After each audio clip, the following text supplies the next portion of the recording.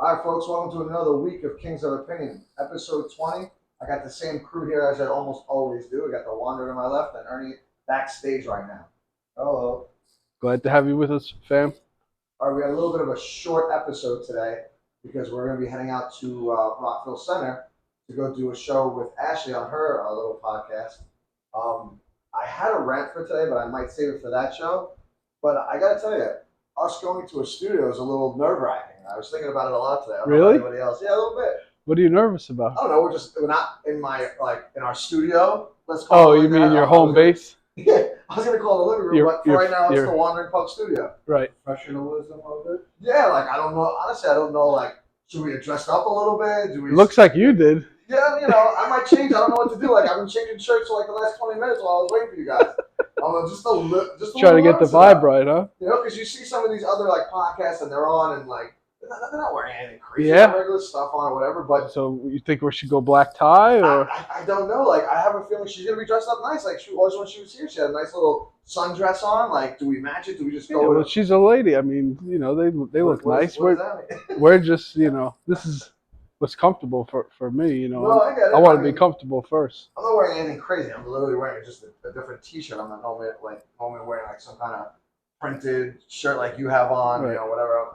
I went for a little bit of a change, but I still might change and just put on a regular T-shirt before we leave. I really don't know. Yeah, you are still pushing your shows, and you need to be who you are and not be anything different just because we're guests on a different show. I guess you're right on. I guess you're right.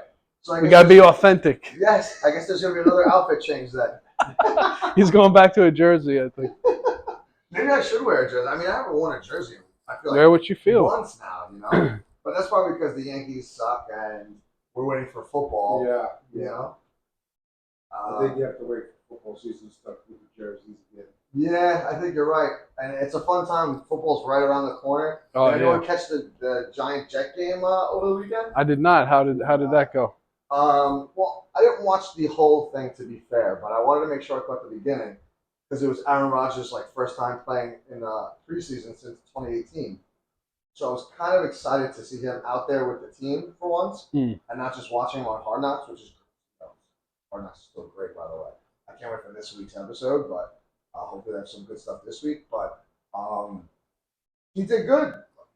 His first the first set of reps was okay. Like he made a couple passes and a couple bad ones, and they at least did something that I haven't seen the Jets do much last season: move the football down the field a little bit. It wasn't always just like run, right. 3 and out kind of thing, like those kind of things. Right. They actually moved the ball a little bit, and then the second drive that they had, which was his last one, he wound up throwing like the perfect pass to what's his name, Wilson. Yeah. Gary Wilson. Nice. It was like literally a perfect throw, and the Giants defense, the corner was on him too. So it was just a perfect. Like we're gonna see that all season long. Knock on wood. Hopefully, he doesn't get hurt. Right. Yeah. So it's gonna be good. So they seem to have like a rapport early, so that's good. Yeah, if not yet, they're starting to, which is always a good sign because, like I said, the next time they're going to play is September 11th, which is that Monday night game against the Bills. Right. And I don't want to call it a must-win game, and I don't know how you guys feel about it, and for your Dallas Cowboys, you could speak on that too, Ernie, but for me, I feel like to set a tone for the season, they need to beat the Bills. They need to show that they're not the same old Jets, and they can get out there and play with the big boys because that'll be a huge statement game for all those other teams that they're going to have to play that are really good too because they have a hard schedule this year. Yeah, I mean, listen, with Rodgers, is it the be all end all if they lose game one? I don't think so, but if they do win, I think it could go a very long way for the season. Me too. I agree. Yeah, I agree with Ernie. Bills are a great team, so it's not going to be easy. But if they find themselves in that game towards the end and they were to pull it out, that could ignite the flame a bit higher. Yeah, I mean, like when they played the Giants didn't play bad either. It was a close game. I think the score was like 34-27 or something like that. I mean, this is going to be the difference, or it should be the difference, right? They could have been in many games close up until the end last season where should be the guy that makes that difference now and get you over that hump and get you to those victories instead of those close losses. Right, and the defense looks that much better too. Hopefully, they get a little bit more of the takeaway bug in them and like fumbles, interceptions, stuff like that, because that'll help a long way too. Of just adding some extra points and making it easier on both sides of the ball for everybody.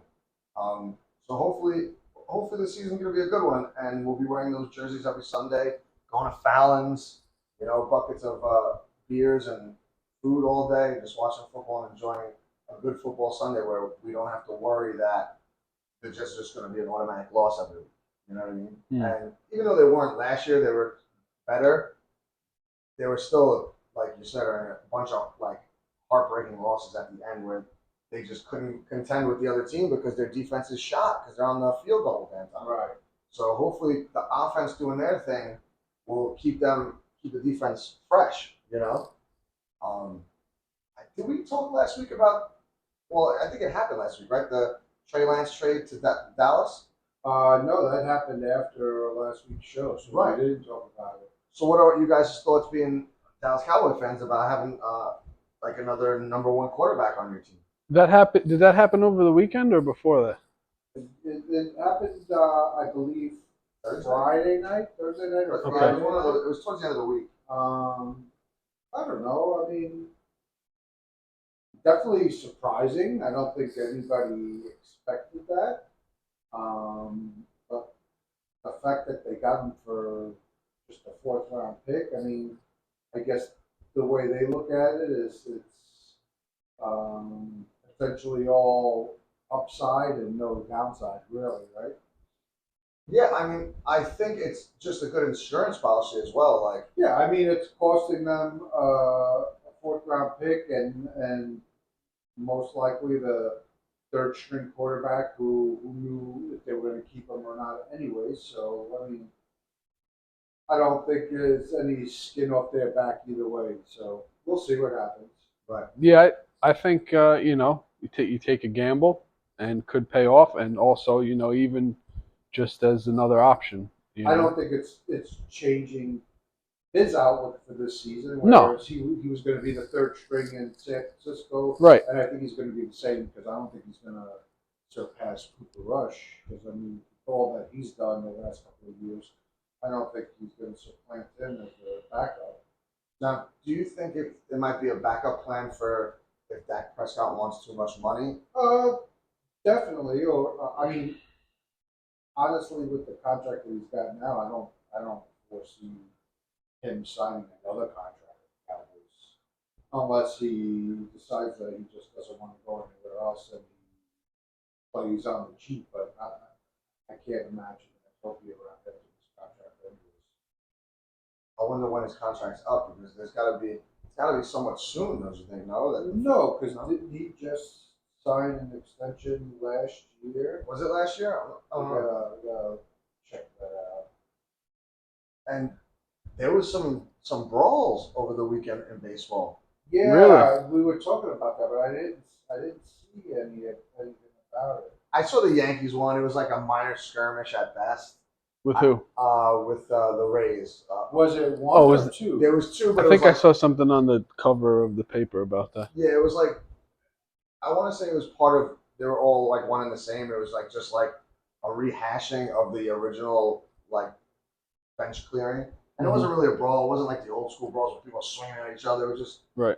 people talking crap as usual and like whatever. But I found it weird. Like in the Mets game, like was it yesterday? I think they got the Mets. Alonso got hit in the head by one of the Angels pitchers. No kidding. And it's weird. The Angels came out of the dugout before the Mets did. And the guys are talking about it on the radio today. I didn't get to see that one, and I was like, hopefully I like to see it, but I find it weird that, and I don't know if the Mets talked about it yet, but your all-star first baseman and like pretty much the leader of your team gets hit in the head, and nobody really comes out yet. Like they wait till the Angels to come out, and then all of a sudden they come out. I mean, especially with the Mets, right? They've had that problem all season long. Yeah. Yeah, it seems to be a theme. Yeah, and he was hit 16 times this year. And that's like your guy. That's like someone hitting Judge in the head. Like, I would like to think that the Yankees would jump over that rail and at least start a brawl. Like, I know, this is not like the 90s and even early 2000s where teams hated each other. So there were certain brawls that were like swinging and everything like that. Like, not a few weeks ago, Some the some bad blood. yeah, the White Sox and the Guardians got into it, and that guy Ramirez knocked out that guy Anderson. Oh yeah, that was a nice punch. Oh yeah, that's very funny.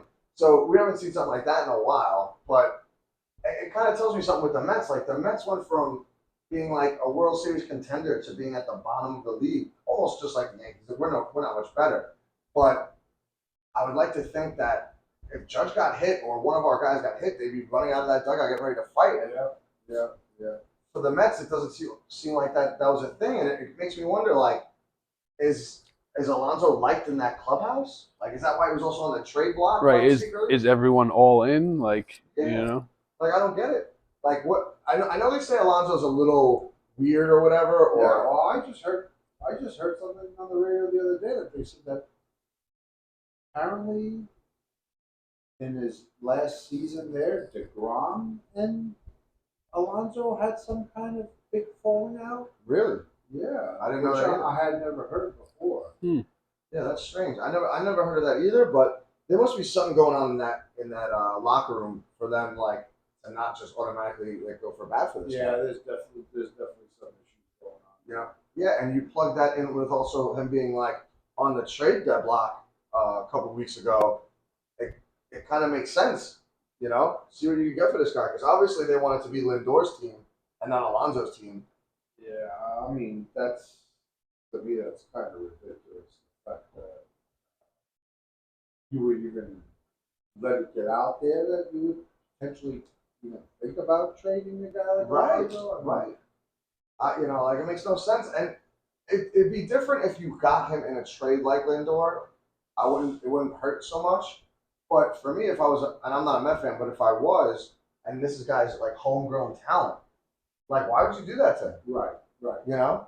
But on the flip side, as a Yankee fan, and you had the choice to trade for Otani or Alonso, who would you trade for? Right now, that's tough because right now Otani's got that whole arm issue.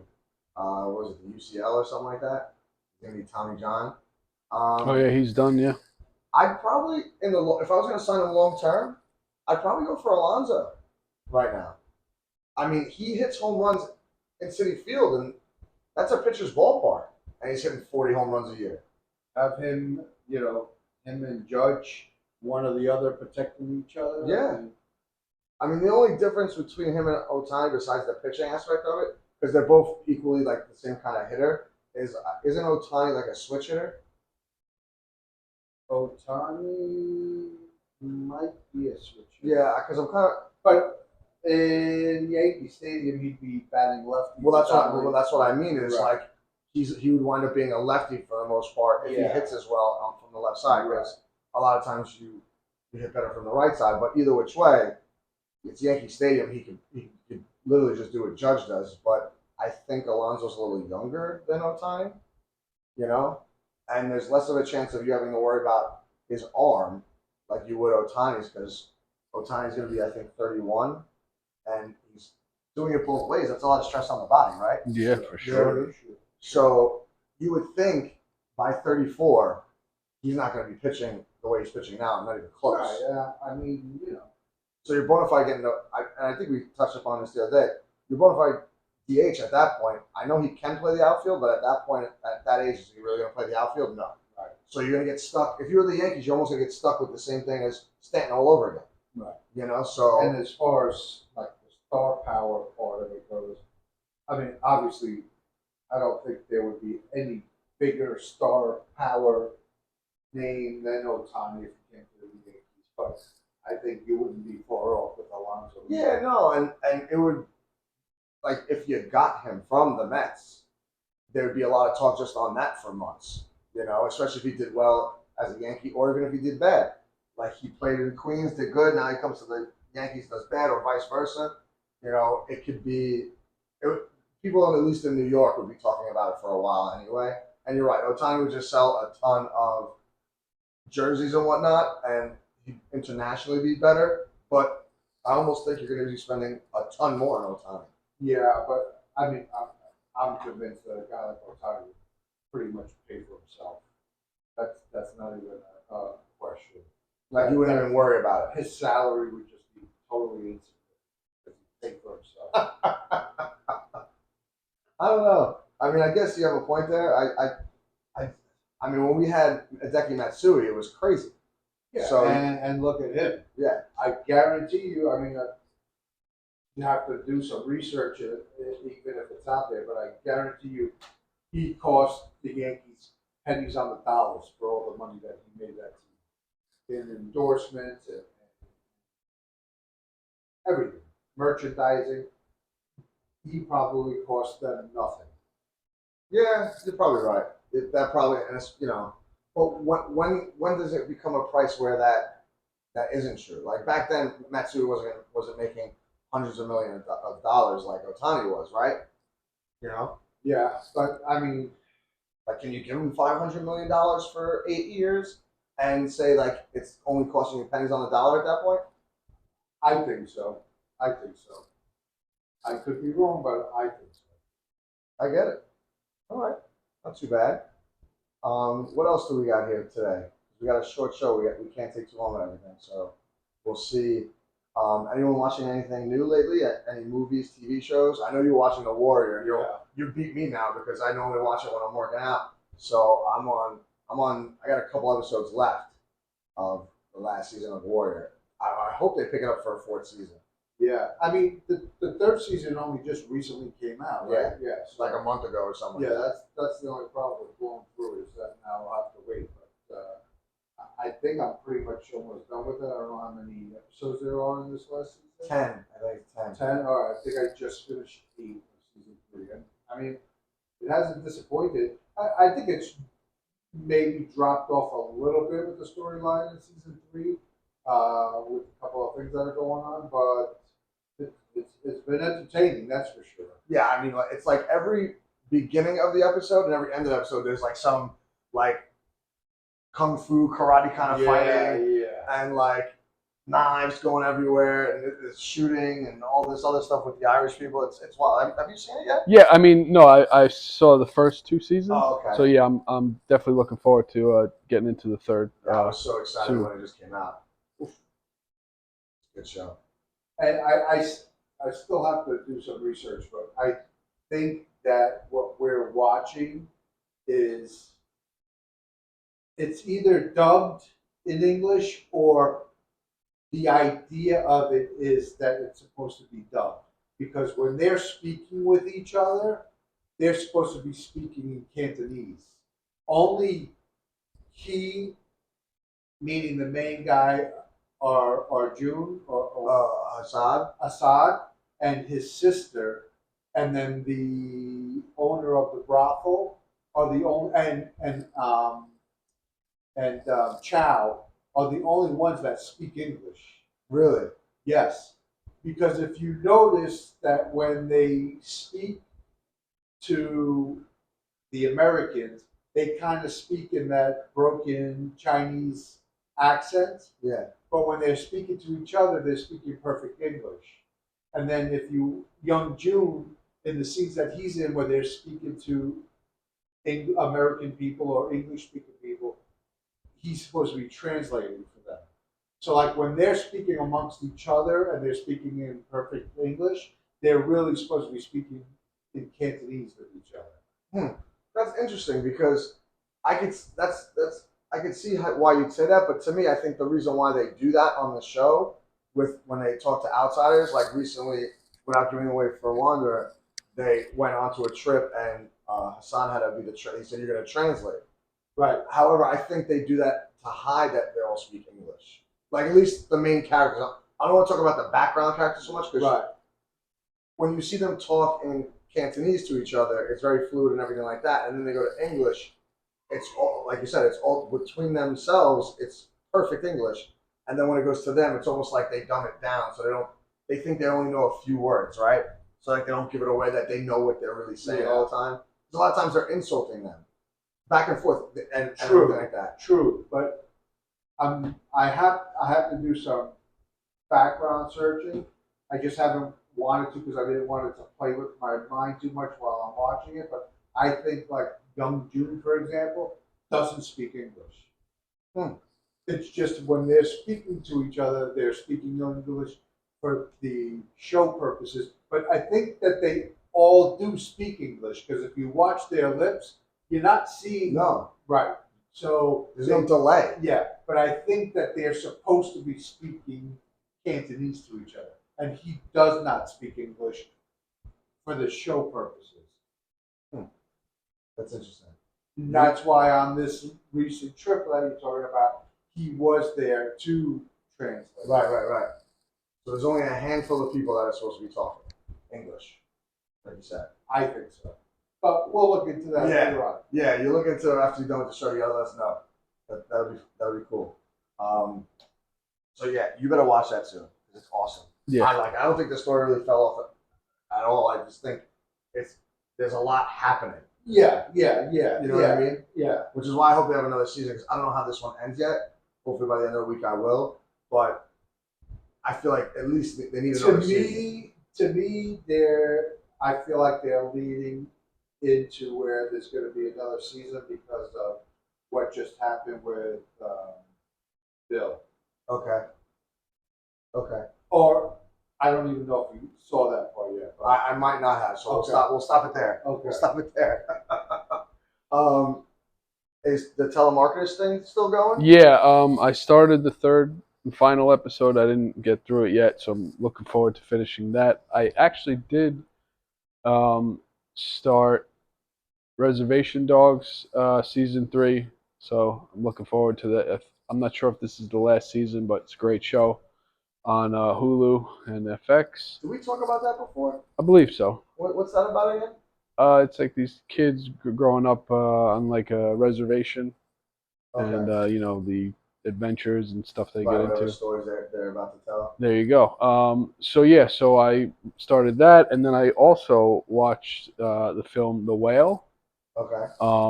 And I liked it a lot. It's definitely dark. It's different. I've been needing to try that out because that did get a lot of acclaim, yeah, during the awards season. Just when I read what the storyline, Yeah, it it doesn't pull you in. Yeah. So I don't know. Yeah. I'm Right. He's a good actor, I think. Yeah, he's a great actor. They brought him back. I think that he got nominated for that. But yeah, I just the director Darren Aronofsky. I like a lot of his work, so I was gonna give it a view, regardless.